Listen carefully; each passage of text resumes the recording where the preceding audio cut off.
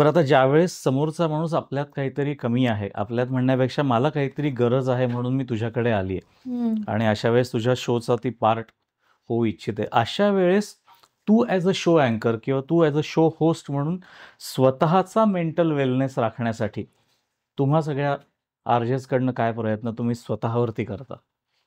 आम्ही सुद्धा सगळ्यांसारखेच आहोत नॉर्मल. कधी घरामध्ये भांडणं झालेली असतात किंवा कधी-कधी आईच्या शिव्या खाऊन आलेलो असतो किंवा बऱ्याचदा वेगवेगळे प्रॉब्लेम्स आहेत.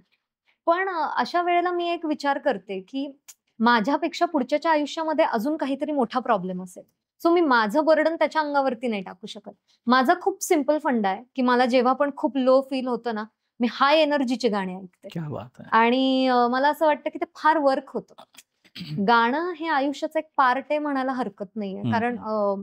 आपण वेगवेगळ्या मूडसाठी वेगवेगळी गाणी ऐकत असतो. बरं. म्हणजे मी कधी-कधी विचार करते, की मूव्हीमधनं गाणी चालली गेली, तर ती मूव्ही नाही बघावीशी वाटणार. बॅकग्राऊंड म्युझिक चाललं गेलं, तर ते ऐकावसं नाही वाटणार. सो तुम्ही कुठल्या धाटणीची गाणी कुठल्या वेळेला ऐकताय, ते फार महत्वाचं असतं. सो बऱ्याचदा असं होतं माझा मूड डाऊन असताना मी जेव्हा ऑफिसला जात असते, तर तेव्हा मी फार हाय एनर्जीची गाणी ऐकते.